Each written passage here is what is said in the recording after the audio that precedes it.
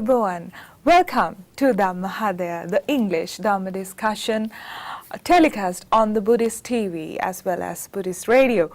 Now, today we thought of taking one of the most important sutras as the subject of our discussion. That is the sutra I call, let me explain it like this. It is the sutra that was capable in producing the first set of Arahat bhikkhus, of Arahats to this world. That is none other than the Anatta Lacuna Sutra. So to discuss the importance of this Anatta Lacuna Sutra, which is almost as important as the Dhammacakkappavattana Sutra, that is the very first discourse of the Buddha, and the next discourse being Anatta Lacuna Sutra. To discuss this, I have invited a resource person who is very well known to you, but let me introduce him anyway. He's Mr. Vipula Wanigasekera, former senior Sri Lankan diplomat, head of tourism board. Now, he's the chief executive officer of Convention Bureau of Sri Lanka Tourism, lecturer in tourism and marketing. He also conducts meditation sessions, especially for foreigners, tourists who come here. And he is also the proud author of the book Pointers to Enlightenment. So I think we are extremely lucky to have a person of that caliber in the field of tourism. So we warmly welcome you to Dhammahadaya. Now, as I just promised our viewers, we'll be talking about the Anatta Lacuna Sutra today and about its importance. So let me invite you to initiate this discussion. Yes, now when you were introducing me as a person who is conducting meditative sessions for foreigners, I must tell you, incidentally, that my sessions are really based on Anatta Lacuna. Wow. And the reason being, among the other important sutras, this I would consider as the most profound discourse of the Lord Buddha, not only because it really established the advent of Buddhist philosophy to the world because of the five disciples becoming enlightened, but also it is probably one of the sutras which really strikes this the notion of self, because after all, the meaning of Anatta Lacuna in simple language is the nature of self, to see whether there is actually self. And Anatta Lacuna Sutra is the second discourse of Lord Buddha. And why nature I say nature of self or no self? Anatta Lacuna, nature of self, yes. and then the realization is no self. So yes, I mean when you say if you are able to see the self, which means that you are able to see that there is no self. This is interpreted in many ways. I am a bit surprised why Anatta Lacuna Sutta is not conveyed to masses in general terms, because that is the most striking sutra in Buddhist philosophy, where it can help someone to probably cross the line, so to say, or it can help a truth seeker in some way as to where the person stands and the realization of the true nature of life. Now, Anatta Lacuna Sutra has actually two arguments. One is, this is the beauty, because, Lord Buddha describes that self consists of five aggregates, Rupa, Vedana, Sanya, Sankara, Vijnana. So he takes one by one and he's questioning the disciples. Now, you take Rupa, so of course Rupa means, anything concerning matter. And Lord Buddha was asking, is Rupa, and then he's comparing Rupa to your body as an example, do you have any control over that, or is it controllable, and can you do anything for this aging body and finally decays, And although we feel that temporary, you might do something to, maybe a little bit of, a facial. Anti-aging cream. Yeah, okay, whatever that you do. But eventually, the rupa, it not only changes, every moment it changes, but it reaches its own decay and Yeah, finally, so actually, when you say, when you asked that the Buddha, of course, asked whether you have any control over your body, sometimes we might feel yes, up to some extent, because here I am talking and here I am moving my hands. So maybe our viewers feel that up to some extent, yes. well, I do not want to go little, too deep into this to describe that. But the belief that it is I who decide to do this, I think one way of probably giving one example is that if you accidentally touch your hand to a flame, and you will quickly take the hand back. And then in the explanation, you will probably say, yes, I accidentally touched my hand. I quickly took my hand back. But was it you who did it, And similarly, when you are thirsty, you will take a glass of water and you will pour some water and you will drink. And then the post-thought maybe immediately says that you are the one who decided to do it. So similarly, whatever we do. But that's the in-depth, very, very in-depth analysis. Generally, a lot of spiritual teachers, especially the Buddhist philosophers, do not want to go in there, because then it doesn't go along with the model that we usually believe. Because a lot of people think that if you say it like that, the people will reject what you are saying. But I think the ideal, that's one of the reasons I think why I believe this subject is very appropriate, because Anatta Lakkhana is such a beautiful sutra which gets you to look at that reality.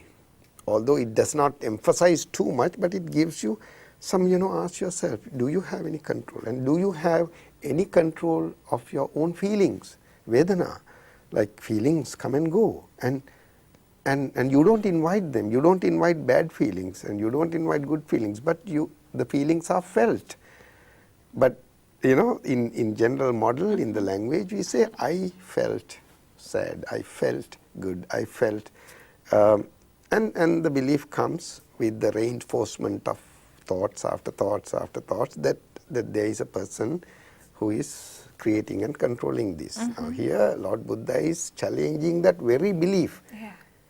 Do you really have awe, And if you think these are my feelings, and if you think this is my body, and if you think these are my mental formation, sankhara, all this is finally they operate on their own.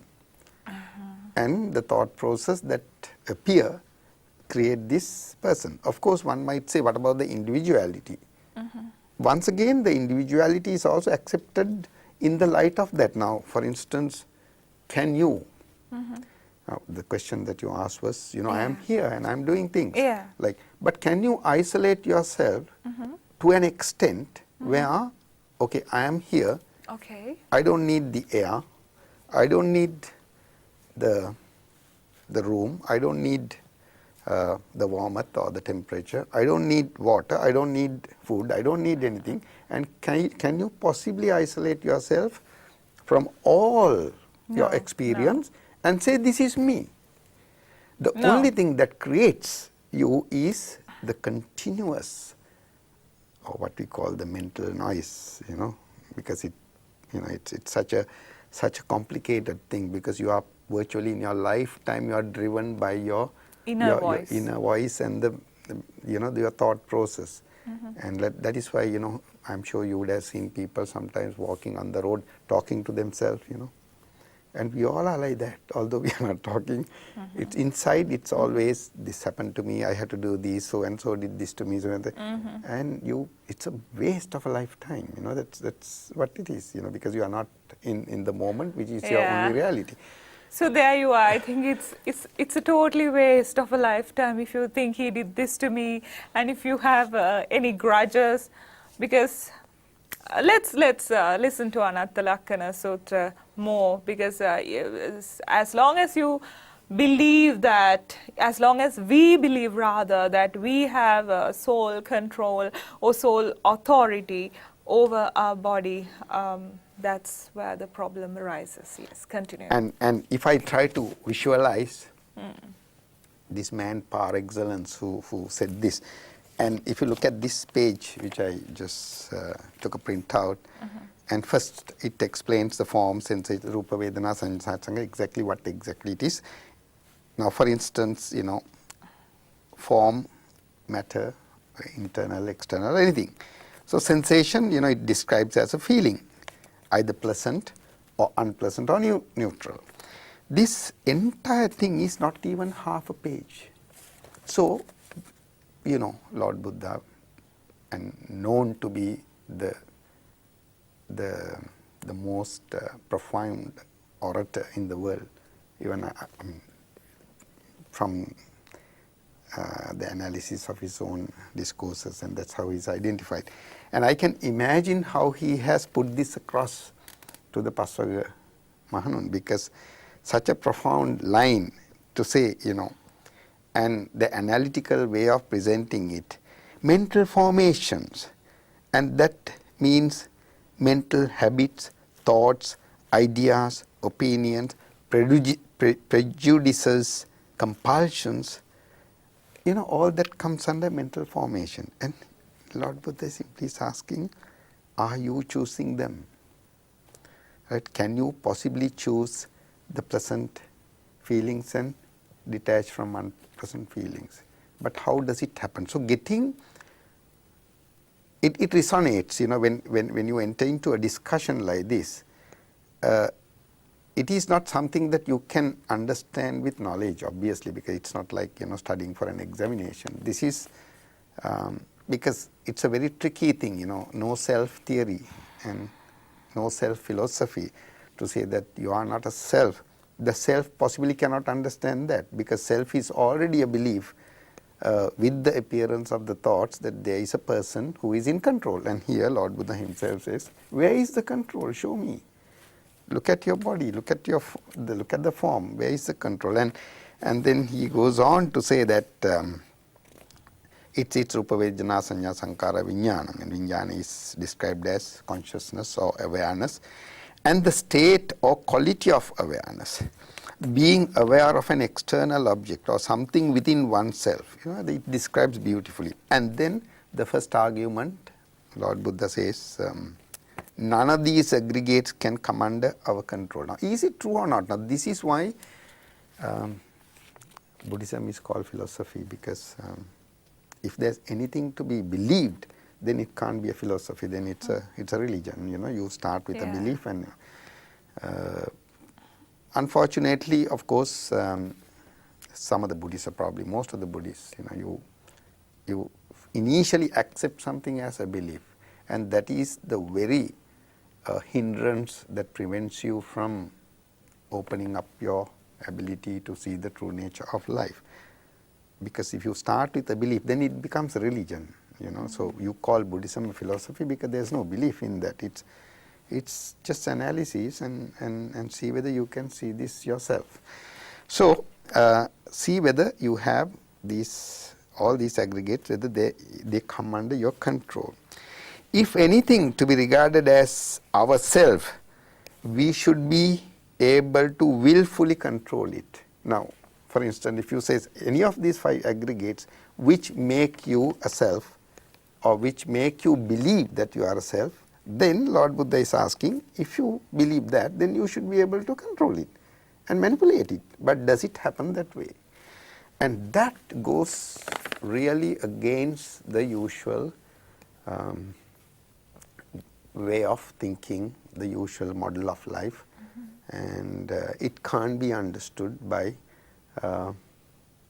knowledge or argument or debate or anything. This is entirely left to you that But kind I guess it could be understood through experience. It has to be experiential. Yeah. Now you mentioned about this project to offer meditative sessions for tourists, and once again, most of these foreigners they don't accept anything just because you say this is it, and if you do this, something will happen. It has to be experiential. And now when I use Anatta Lakkana in my meditative sessions, I have nothing to lose. I just say this is what I say. Either you see it or you don't see it, and it's not my problem. And only thing is, I don't want to lie by simply getting you to believe in something. Yeah. In brainwashing. Yes, and of course, if you are a good orator and if you are very good in your language, you might be able to convert someone for a moment, but after a while again, you are That there. is impermanent. Exactly. Yeah. So it will not last. Of course, that most of the people who are into theistic religions, because people can't take up so much agonies in life and problems in life, so they start praying, and they pray to God, and when they get a relief, then the belief gets established. Yeah. And whether it is right or wrong, that is not the point, but that is why some people belong. But here, those who are seeking spirituality or spiritual happiness or peace, they know that there is something, or the way I have looked at myself and my life, or my life story, or the world, there is something that I have to check whether this belief is true, whether it is,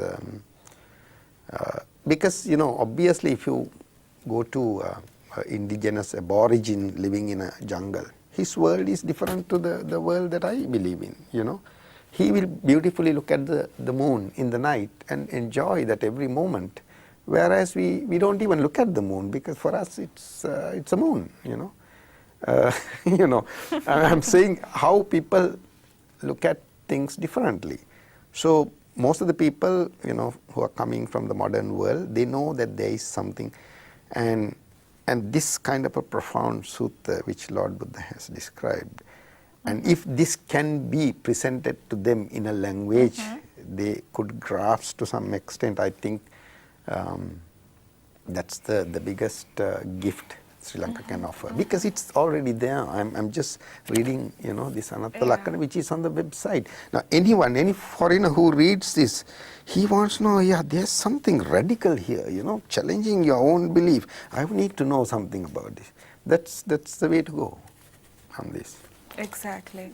And so now, you just happen to say that when you say, when the Buddha said that you are not, whether you are in control of your body, or let's say the body, the so-called self, that you said that sometimes it's difficult for people to understand, but as you mentioned, through experience. Now, for example, supposing you get a headache and you feel the pain, and there's nothing you can do about it unless you take some external balm or medicine.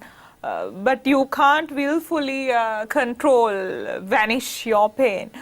But what I've experimented is, like, sometimes when if you think this head doesn't belong to me, that minute, maybe that fraction of the second, that pain disappears.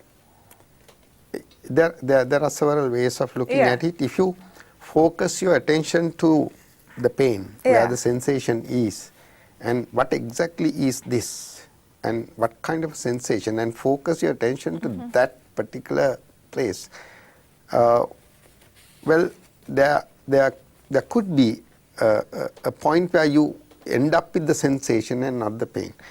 And also, physical pain is inevitable, because that is how the body system works. If there is a defect, pain is the symptom, which is, so there's a reaction for that person to take medicine or go to a doctor. But what the Buddhist philosophy says is, pain is there, but suffering is optional. Okay, because Exactly. suffering is not really pain, because pain you do something about it, but suffering is, now Okay. with this pain will I be able to finish my work, now I had so many things to do, and with this headache how am I going to do this, and and I need to get 8 hours sleep, now I'm with this, I had to go and see the doctor, all that adds on, and that is really suffering. So suffering is your choice. It is a choice really, suffering. It's a broader way of looking at it. Yeah. So Buddhism deals with suffering. That's why Lord Buddha says, I only teach how to come out of suffering. And my teaching revolves around suffering and end of suffering. So body pain, it's once again, you can still bring in the same thing. You have no choice over that. It happens if your body has some defect. It can happen in the early days. It can happen in your midlife. It can happen in the latter stage. Anyway, it's going to decay. Yeah. Yes, and initially you said that we should go into the 5 aggregates. If we can, yeah. Yes, and first of all, these the words of the Lord Buddha should not be accepted as these are only examples for you to do some analysis yourself. Everything is given as an example. So these 5 aggregates, again, although you are trying to explain it separately, they operate on their own together. Now, in order to explain the formation of a self, Lord Buddha explained that it's Rupa Vedana Sanya Sankara Vijnana, and that makes this person. And within that, the mental formation, the thoughts are arising, and which we call mind, continuation of your thoughts, which we call mind, and then it establishes this person, me, and the world out there. That is how it operates. And Lord Buddha is helping, trying to divide this into 5 aggregates, and look at Rupa, see whether you can be, it is under your control. Look at this, whether it is under control. And ideal, I think, out of these 5 aggregates, I would probably take feelings. Is there a choice? And do you possibly keep or have the pleasant feelings and do away with it? It doesn't happen that way. Then the second argument, which is even reinforcing this need to look at life and the world differently, is the second argument on Anatta Lacuna and the characteristics of these 5 aggregates, where Lord Buddha is touching on the impermanence and the dukkha. And therefore, after all, there is no need for anyone to seek, or you can call it liberation or enlightenment, if there is no dukkha. If anyone is okay, I'm fine with my life, I don't have any dukkha and nothing leads to dukkha. If that is the belief, then there is no need that arises for anyone to seek inner peace or happiness or whatever. But here, Lord Buddha says, now the self-notion is in connection with these characteristics of impermanence and unsatisfactoriness. So, since they are not in your control, Yeah. it leads to suffering, because the thought process explained that yes, you are in control, and then you are not in control. In between, what arises is suffering, and it is the very suffering that gives a signal to this so-called self. Look, is there a self? So every time you suffer, it is a blessing in disguise, whether it is a physical suffering or psychological suffering. It's a blessing in disguise, because that pushes people to seek something beyond their model of me and the world. Okay, so is this what runs through the Ananta Lacuna Sutra, the whole sutra itself? It is this idea, is that so, sir? Precisely, that's my point, because whether someone has to go through a rigorous training over many years, whether someone has to go into a jungle and live in a cave and meditating for years to understand this. All what I'm saying is, it, of course, even to use the word understand is questionable. It's probably realization. And the trickiest part here is the subtlety of Dhamma is, if there is no self, who realizes it? Now, can there be a realization without the self?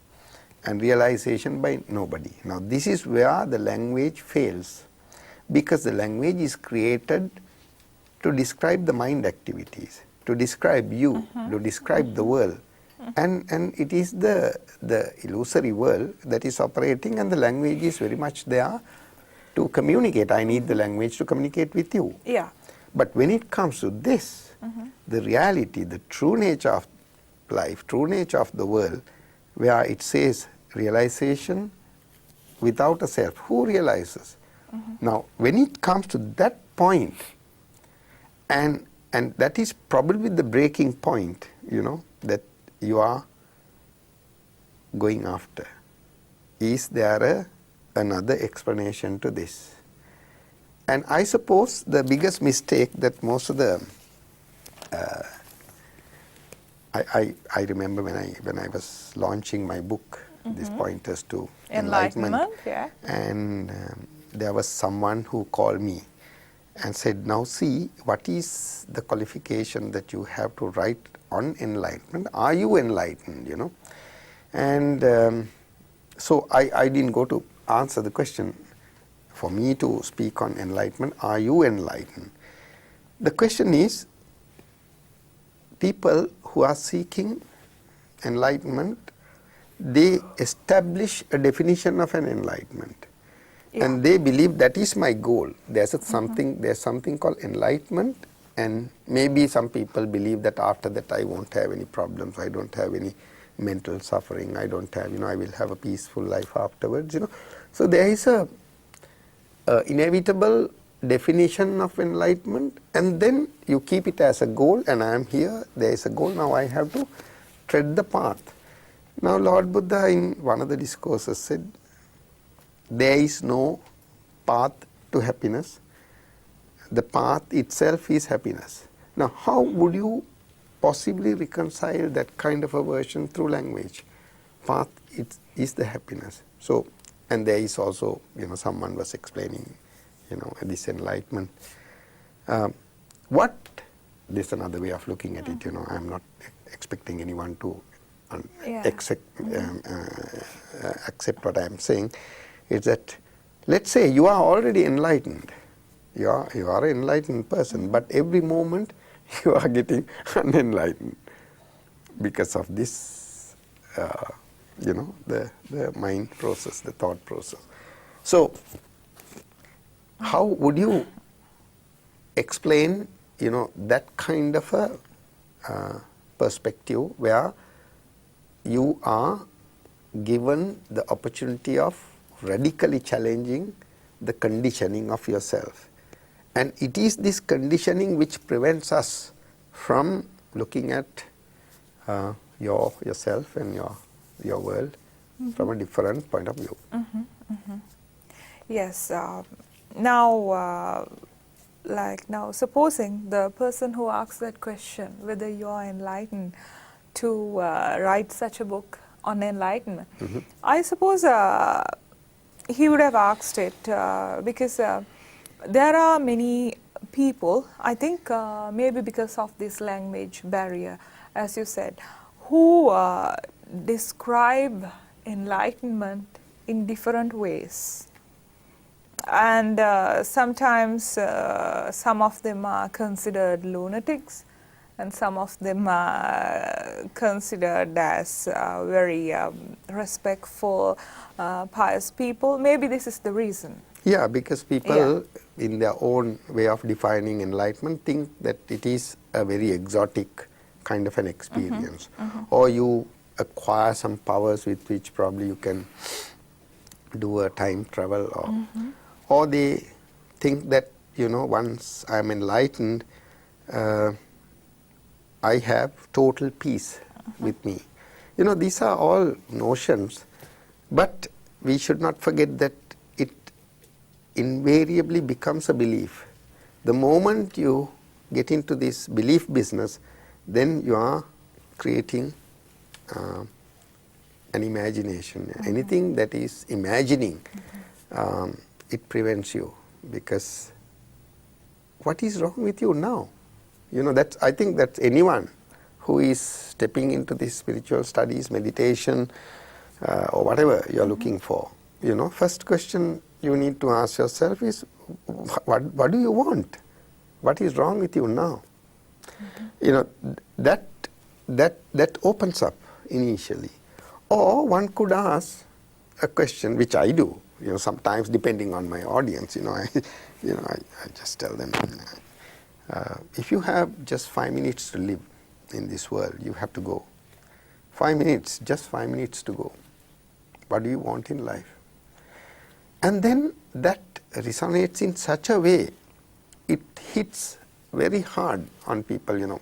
It's a very crude way of presenting it, you know, because here all are spiritual seekers, they want enlightenment. Here someone is asking, you know, you have 5 minutes, and just imagine you have 5 minutes to go. What do you want in life? And suddenly you turn, without your knowledge, your attention to yourself, in mind or consciousness or whatever you call. Suddenly it's me, I am. Now something starts dropping from you.